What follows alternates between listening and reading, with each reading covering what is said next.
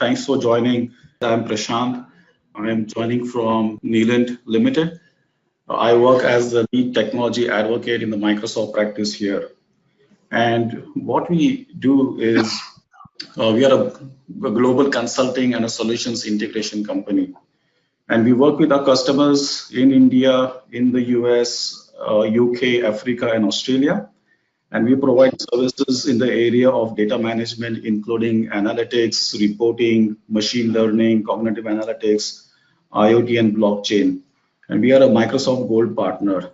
Talking about our services very quickly, all our services are inspired by our core design thinking philosophy.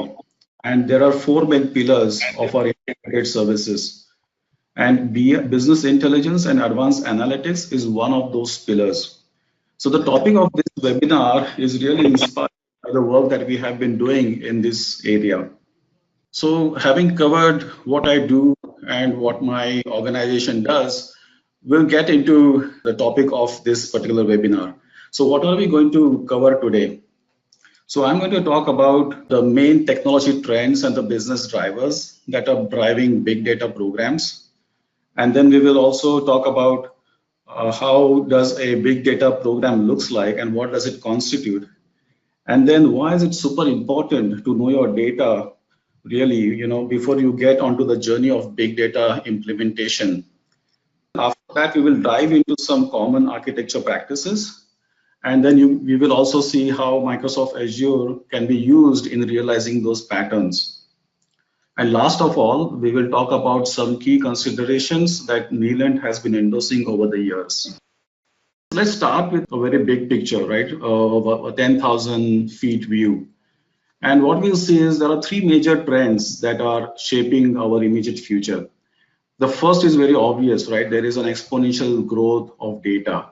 I mean, it is so natural because there are 26 billion devices today in the world that are generating so much of data every day.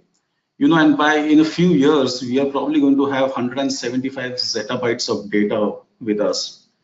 The second trend is the rapid adoption of cloud across all the organizations. And this, people were very skeptical a couple of years back, but today a lot of the organizations are on cloud already.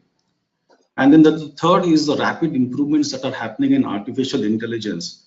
And therefore, business is adopting artificial intelligence very quickly.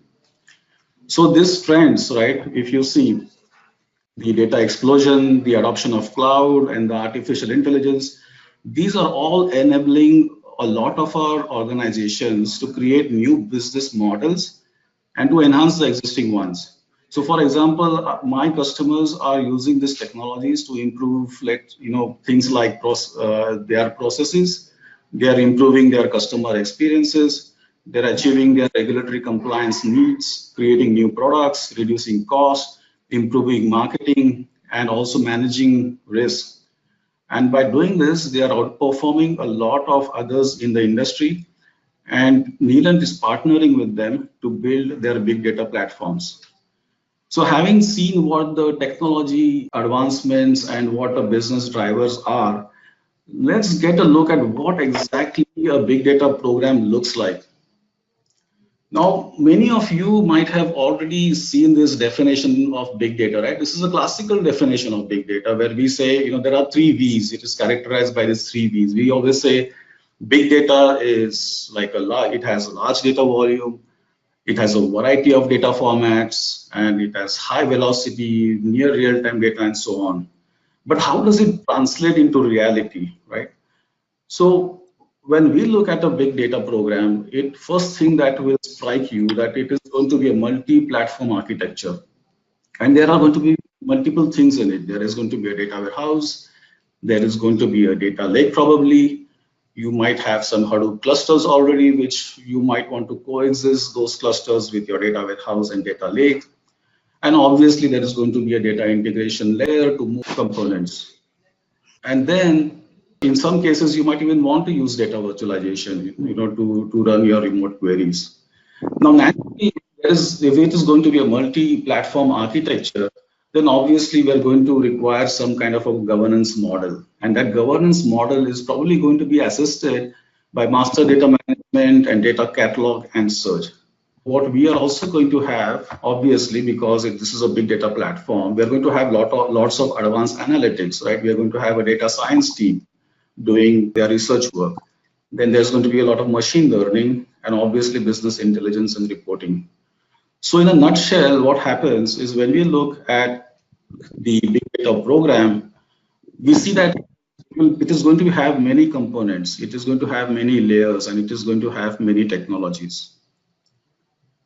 So you would start wondering, if it is going to have so many layers and technologies, then how should I start, right? So how would I get to the right, how would I choose the right data architecture? And how would I get to choosing the right data stores? What should be my data integration approach? And what is going to be that effort that I'm going to need to do data cleaning? So in order to answer these questions, what I have learned is understanding our data is very important. Understanding the data that my organization is generating and that the data that my organization is going to rely on, understanding that is very important. So things like, I would ask myself what type of data is going to be acquired and stored in my big data platform. Is it going to be streaming data or only batch data or both? What is the volume of that data? How much of that data is raw data and how much of it is going to be usable data? And do I need to store both usable data as well as the raw data? And then, even I would go further and see whether I need to store this data in a centralized location, or does my business mandate me to have a multi-platform based architecture? And then I would also like to see what are the data privacy and the regulatory needs of my industry or my particular company. Then what are my operational SLAs? Then what is the quality of my data? How much of cleaning is going to be required before it can be made useful? And even my source systems, right? Do I have all the appropriate licenses with me to be able to extract the data from the sources? So there is a whole gamut of things that I would like to know before I can get onto my big data journey. And obviously, you can see there is going to be a lot of effort into it. But the one thing that we have seen is once you put that effort and you know the data and you get a handle on it, I think that's the best way to start, because then you will be able to take a look at all the suitable architectures that you might want to use. And that's where we can start this journey of a big data implementation. So having looked at this, let's get into, let's think about what kind of architecture, once I get a hold of my data, what kind of an architecture do I want to implement? And that's where we come into this area of looking at, there are some common architecture patterns already there in the big data world, right? People have already tried this, tested it. Neelant, we have been proposing one of these architectures on most of our projects. So we will get through this discussion very quickly. And on this slide, I would request you to please bear with me, because this is a little bit of theory over here. And I understand theory can sometimes become a little bit monologue, but I promise you, after we get past this slide, we will definitely get into some exciting discussions of how these architectures, right, these patterns, how they will look on Microsoft Azure, and what from Microsoft Azure you can use to implement this pattern. So let's get on these patterns as well. The first one is a polyglot pattern. And here the idea is that, instead of I having a centralized data store, I might want to have multiple data technologies to store my data, and for obvious reasons, in the sense that different technologies are good at handling different types of data. So I might want to get them processed efficiently. And therefore, I might be in a situation where I might have to have more than one technology, a data technology and a data store. Now that could be because of the best fit architecture that I want to get into, or it could also be because of some regulations or some constraints that my business have, that I have to distribute my data and I cannot really bring it into one central location. So polyglot essentially what says is you will have data in different database technologies, and then for the analysis and for the reporting purpose, you have to aggregate all these different analysis into one place. So there is some work needed to do the analysis and the analytics and to serve that analysis to your end users. And then obviously from an IT perspective, it increases some complexity, right? Because then you have to think about the IT operations, the synchronization across all these different sources. You have to think about how are you going to test these different sources and the analytics that is coming out of it. So there are both the pros and cons of using Polyglot. The next pattern is the Lambda pattern, right? And the Lambda pattern emerged because this layer that you see over here, the batch layer, right? So this batch layer is typically our standard data warehouse batch process, right? If people who have worked on data warehouse, they know that, it's a standard process. We do ETL. I mean, we first fetch the data, do ETL, clean it up, transform it. It goes into data warehouse, and then it is served to the downstream applications. Now that takes some time, right? I mean, it might take even 1 or 2 days. We run nightly jobs and so on. Now, because of the revolution in IoT and the social media applications giving you streaming data all the time, a lot of the organizations are going to need this speed layer as well, where there's a streaming data coming in continuously. So how do you give a holistic view to your end users, the analytics? How do you give that view, a combined view of the analytics? And that's where Lambda came into picture, right? So Lambda had 3 layers, right? The one is a speed layer, which is this one, the speed layer, which will handle your streaming input. Then your batch layer, which is your traditional data warehouse flow. And then finally the data serving layer, which is going to basically combine and give you a holistic view of analytics from both these layers. Now that is fantastic, right? Because in one system, you're getting a view from everything. But then what happens is you end up duplicating the code, right? Or your logic. So your logic might get duplicated both in the batch layer and the speed layer. And therefore, then some organizations came up with this idea of Kappa pattern, this one. Now Kappa tries to mitigate the code duplication of Lambda, right? It tries to mitigate that problem by saying that, look, we will have only one single data pipeline, right? Only one single process for processing the data. So that's very good. Everybody will like this approach.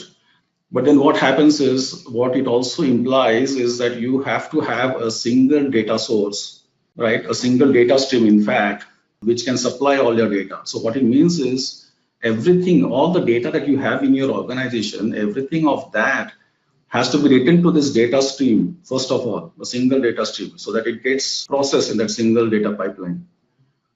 So the advantage is, yes, okay, you avoid all the duplication of work, but then there is a lot of upfront work that you have to do in terms of writing all your structured, unstructured data to the single data stream, right? So, and then obviously you will need a lot of infrastructure to do that as well, and you will have to manage that infrastructure on your own. So these are the 3 patterns that are in existence. Now there are a lot of variations available. There are a lot of examples, industry-wise examples available. In many places, in fact, on Azure websites also, you can see a lot of recommendations of the variations of these particular platforms, of these patterns. So in my experience, we have been proposing Lambda pattern in most projects because it is very helpful in combining the streaming layer and the batch layer and giving a very holistic view. It's very practical. And we have done multiple successful projects using the Lambda pattern. The case in point is one of our customers in the US, MNO McGinn, where we have implemented this pattern. This particular customer, they're the #1 parking solutions provider in the world. So there was a lot of theory in this slide. So thanks for bearing with me. And as I promised, we will now get into seeing the practical approaches of how Lambda or how Polyglot looks on Azure platform, or what are the things in Azure platform that we can use to implement Lambda and Polyglot. So here we go. Here's a architecture or a diagram. It's a representative diagram of Polyglot on Azure. So on the left, I have my data sources, structured and unstructured, and then I have a data ingestion layer. Then I have data storage, where we are using data lake over here for data storage. Then I have a processing layer, right? And from processing layer, then I would get into the Azure SQL data warehouse. Now, in most cases, that would suffice, just getting data in the Azure SQL data warehouse. But then because of some certain requirements within my business or my company, I would also, in this particular case, I had to get the profile database into HBase because it was going to be further processed later in some other system. And then also we had a ODS layer in this particular company. And therefore we had to get some data in a traditional relational model of SQL Server. And obviously on the top here, you see the in-streaming data, right? After it was processed by Azure Stream Analytics, we had to store it in a JSON format in Cosmos DB. So we ended up having different technologies to basically store different types of data. So that's where we got into Polyglot. Now this is not the only way where you might get into Polyglot. You could also get into Polyglot on the data sources side over here. I had a customer who had a constraint, because of some regulatory constraints, they couldn't move their, payroll data and the time and invoicing data out of a particular country. And therefore we had to do analysis locally over there, right? So therefore we ended up having a separate databases in different countries. So that could also be one of the reasons why you could get into this kind of a pattern, the polyglot pattern. So moving on, the next one that I would also show you is how does a Lambda look like on Azure, right? So this is again one example. This is, I want to stress that this is not the only way you can do Lambda, but this is just an example. There are many variations, and I will show you some of the other options that are there on Azure. And I like the components that Azure offers. There are big data services, there are components, and there are many options on Azure so that you can implement this as per your own specific requirements. Let's talk about this, right? Lambda on Azure. You see the red line in between. So, on the top is something that we call the speed layer. And then below the red line is something we call the batch layer, right? So the batch layer, most of us will be familiar with that, right? It's a typical layer of, getting the data, doing ETL, putting it into either you would store it in a staging area, let's say in Azure Data Lake, and then you would put it into Azure Data Warehouse after processing it, and it could be consumed by your applications, the reporting applications like Power BI and so on. So other than that, then you have this streaming layer on the top, right? So events coming through Azure Event Hub, again being processed, stored in Cosmos DB. And this example shows that, yes, I can have both the systems, and I can get data and analytics from both streaming data and batch data. And then I have combined here, this is a serving layer basically, where I will see which data, which reports I want to get from my speed layer and which are the ones that I would combine it with the batch layer. So this is how it would look. On the next slide, I will show there are various options. As I said, this is one particular pattern. On Azure, we have multiple options for each of these components, right? So even if I think about data storage, I have different options. Here I'm using data lake, but I can use some other things to store the data. Here I'm using Azure Databricks over here for processing, but there are other technologies in Azure which I can use as per my particular scenario and requirements. So I will get into first looking at what are the options for the batch layer, right? The bottom layer over here, where we are talking about, the batch processing.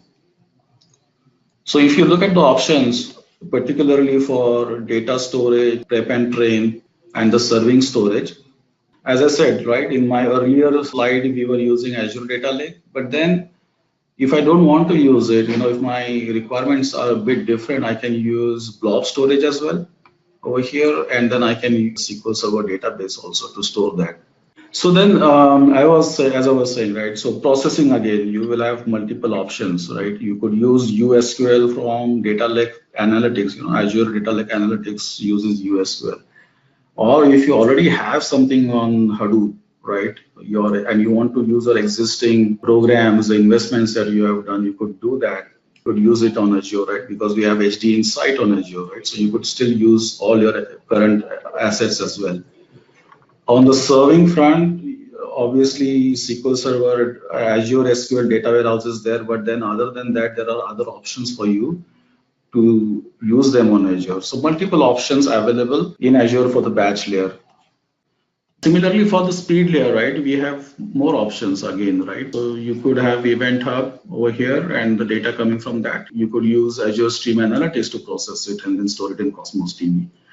So the point here was that you really need to see what you need, what's your workload, and accordingly you could choose any of these components. I want to spend a little bit of time talking about two key technologies here, right? One is the Azure SQL Data Warehouse, and then also I will spend a minute or so on the Azure Data Lake as well. Now, a lot of us, if we have worked on Microsoft SQL Server, we will find some familiarity if we start working on Azure SQL Data Warehouse. In terms of both are relational databases, Azure SQL Data Warehouse is also relational. You will find similarities in terms of kind of queries you write and so on. But then what we need to understand is that Azure SQL Data Warehouse is a cloud, it's a fully managed system for processing large amount of data. And the way it is designed is, first is, the storage and compute both are decoupled, if you see over here, right? So the compute nodes are decoupled from storage. So what it means is that you can scale compute if you want, right? You can scale it out. You can increase the nodes, decrease the nodes, and then the billing that happens to you is also separate, right? So you will be billed separately for the compute and billed separately for the storage, and that's a great thing because then you can increase parallelism by just scaling out the compute nodes if that's what you require for a certain hours of the day. The other aspect that one definitely needs to take into account that this architecture is different, right? So it's a massively parallel processing engine. That's what it has. And it is completely different from the symmetric multiprocessing that happens on a normal SQL Server data warehouse. So because of these changes or the architectural changes behind the hood, how does Azure SQL data warehouse works, it is important that you understand that your data modeling strategies are going to be different. If you plan to implement a data warehouse on Azure SQL data warehouse, then you would have to think about your data modeling strategies because of the architectural changes that you see here. And then not only that, you would also have to think about the partitioning strategy and how are you going to distribute your tables across the distributions that are available in Azure SQL data warehouse.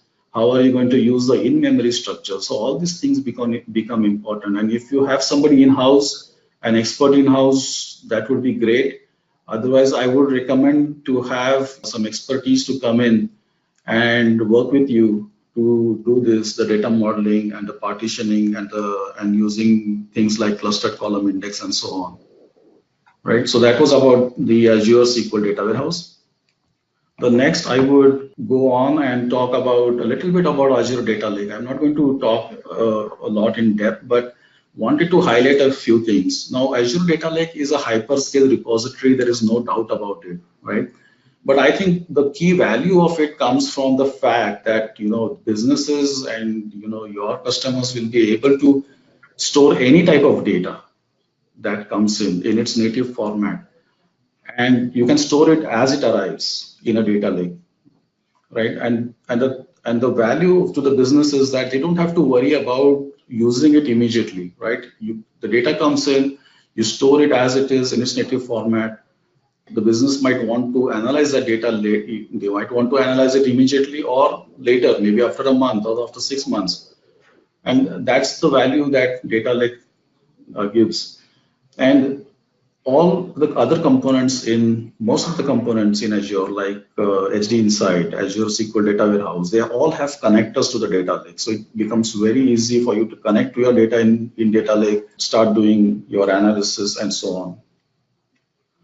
The next thing I would like to talk about is, there are many features in Azure Data Lake Storage, especially in Gen 2, but a few things I would like to highlight here. One thing is, since Azure Data Lake is an open, it doesn't constrain you in how you store the data, and therefore it becomes very imperative for us to plan that out. So a zoning strategy becomes important, right? How am I going to get, the data is going to come in every day, every month into data lake. What is going to be my strategy to prevent it becoming a big mess or a swarm? So what do I want to do that? I need a certain disciplined approach to store the data. And therefore, I'm going to have something like a landing zone to get the data that comes in. Then I might have a staging zone as well after doing some validation to see whether those files are okay, they're not corrupted, then I might move them into staging. And I might also want to have a curated zone as well in a data lake where I do certain changes to the files and then move them into curated zone. So all these things are facilitated by the fact that there are things like hierarchical namespace in data lake, or even things like file level security, which becomes very important for me to say, what kind of role-based access can be given to different people. So that's a very good set of features that are available. The other area that is very useful is the tiered storage. So the tiered storage was available in the blob storage earlier, and now it's there available in data lake storage Gen 2 as well. And I think it is going to be very useful for lowering your total cost of ownership, because you might come across data you think would be very infrequently used. It might be a good place to store that in a cool storage, right? Because then cool storage will cost you less, but you have to remember that the SLA for a cool storage would also be less. But if you're okay to live with that, then that's a great feature to use. And of course, archive storage as well, right? So if you have certain things that you want to archive for 6 months or something like that before you delete it or remove it, you could do that as well. So good features for you to manage your data within data lake and try to see how you can balance your total cost of ownership with the performance that you want to get out of it. So with that, I think we took a quick look at many things, right? We saw what a big data program looks like. It has many layers, many technologies. We saw why it is important to know your data first. We looked at some patterns, and then we looked at how those architecture patterns can be implemented on Azure. And then I think this is we'll get to this, the last section. What are the things that you should keep in your mind, right, when you start your implementation or when you start rolling out your big data programs. So the first one that I would like to talk about is the relationship between data lake and data warehouse. And many of you will say, Prashant, this is so obvious, right? They both look very complementary. And I would agree with you completely. But imagine the number of times this discussion comes up in many places. The question I often hear is, why would we need a data warehouse if we are going to implement a data lake? I usually like to step back and talk about, first of all, the nature of these two technologies, right? So what does a data warehouse store, right? We all know it stores transformed data structured in a relational database.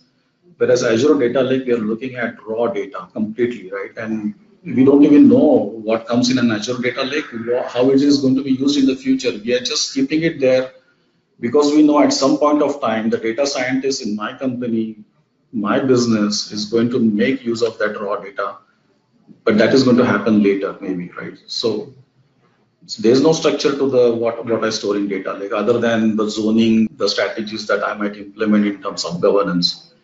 And therefore, acquiring data for a data warehouse front needs a lot of efforts, right? You know that, right? Because you must have done all this earlier in the sense that you have to design the schema, do transformation, put the data there.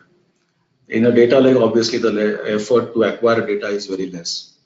And exactly the opposite happens when you try to retrieve the data from a data warehouse, right? Because your data is already in a ready state, transformed, cleaned, trusted data. There is so much of less effort. You probably just pull it out and give it to your reporting applications. And on the other hand, because in the data lake, your data is raw, you are going to need a lot of efforts to retrieve the data from data lake. So there's a complementary nature. Each has a role to play in a big data program. That's why I thought it's worthwhile discussing this point. The next thing is, if you remember earlier in this presentation, I was talking about why it is important to know your data in the first place. I think equally important is to know how your big data is going to be used. Who are your users? When I say users, what I mean is how are they going to use your data? Are they going to use it for self-service BI, or are there some people who want to use it for operational BI? Are there expectations that your big data platform will provide some business alerts or even IT alerts? What kind of dashboard are your business people are going to use? What's the complexity level of those dashboards? And then what's the data science community in your organization? What are they going to do? How are they going to use machine learning? What's the concurrency? How many of them are there? The reason I'm putting these questions is all these puts a lot of load on your big data components. And the key area, if you want to succeed over here, right, if you want to manage all these workloads, all these queries that are coming to you, the key area is to make sure that somebody is optimizing all these queries, right? Because you want to keep the memory footprint as minimum as possible. And query optimization, wherever it comes, it could be coming from your Power BI requests or dashboards, or even a SQL workbench. Query optimization is the key. And while I'm on this topic, let me quickly talk about the importance of semantic models, and especially about the SQL Server analysis services. It provides a fabulous tabular model. But then there could be cases where you have complex dashboards and the performance requirement on those dashboards is very high, or you might have many concurrent users using those dashboards. In that case, I think SQL Server analysis services cubes, they still have a lot of value in a big data program. Then the next I want to talk about is the high frequency data. Won't spend much time on this. Essentially, what we are talking about here is you see your traditional normal batch processing that happens. The data would flow through your Azure SQL data warehouse. Typically, it would take maybe a day or so, right? You would probably have nightly jobs to process the data. But there will be situations where the business might want to see the data more frequently, maybe every hour, right, or maybe every 2 hours. For example, if they are running a ad campaign and they want to see how many people are registering in response to that ad campaign, or what's the growth in the sales happening, right? So they wouldn't want to wait for the data to come through data warehouse and see the reports the next day.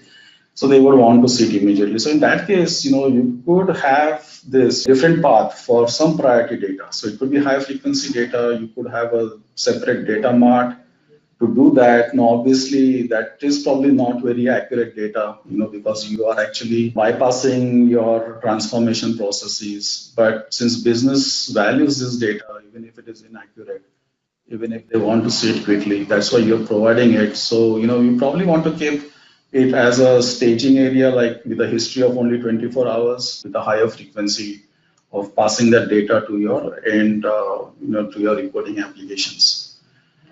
And then one area I also wanted to talk about was the data ingestion, right? The data movement from place to place. Traditionally we have been using SQL Server integration services. It was a great tool, to do in-flight transformation. The library was fantastic. It provided a lot of functions. Now, if you go onto cloud, you have something called as Azure Data Factory, and it is very good for doing large data movements. And what I like is the orchestration that it provides to me, right? So I can actually manage complex data pipelines, data movements. That's a very nice feature of ADF. And obviously, you get all the advantages of the cloud service if you are using Azure Data Factory. And it is designed to be more like an ELT tool. You first load the data and then transform. So it's more of an ELT rather than ETL. But it's worth looking at Azure Data Factory as well. And then one area that I want to talk about was the data transfer strategy. You could have one-time data transfer you might have to do when you start the program, the big data program, and then you will have the ongoing everyday data that also needs to be transferred to the cloud, right, from your on-premise systems to the Azure cloud. Now there are so many different tools available, right? There are tools available to do transfer over the network, and then there are shippable devices also that Microsoft provides. So you really need to see your data and then come up with a strategy, what you need in order to move your data to the cloud. And it will all depend on what is the network bandwidth that's available to you and what is the size of your data. So, initially the one-time load, if it is very large, you might want to look at the Azure import-export service. There are data box services also available, but I think that the data box is still not available in India. But I wanted to mention it over here so that you are aware that this might be available to India geography as well. But the whole picture is that there are many options available, and you really need to think about your data transfer strategy to the cloud as well. And this is the last point that I wanted to highlight. And I think this one gets a little bit neglected in a big data program. What I've seen is I always think that big data is a complex program. We have seen that in the past slides. And it is an enterprise asset. And I believe that we should apply the enterprise architecture perspectives to this program. I think the big data architecture that you prepare, it should align with your business architecture. And you should try to answer the data security and the quality requirements of your enterprise upfront so that you don't get into rework at a later phases. So the performance requirements, the scalability requirements, it is better to evaluate those requirements upfront and answer them as early as possible in your journey. So in summary, as I said, big data is a complex program, but it is business drivers and the technology trends are really driving it, pushing it very fast. And Microsoft Azure provides several options for you to, do data storage, processing, analytics, and so on. But in the end, there are many factors that are going to drive the choice, of your architecture and the tools. And Neelant has a specialized data and analytics service line. We do end-to-end big data projects. We have successfully implemented big data engineering work. We have an expert data science team. We have also built some accelerators for some common analytic use cases. And we are a Microsoft go-to partner. So with that, this is the end of my presentation. If you have questions later, you can send those to me on the email as well. Thank you.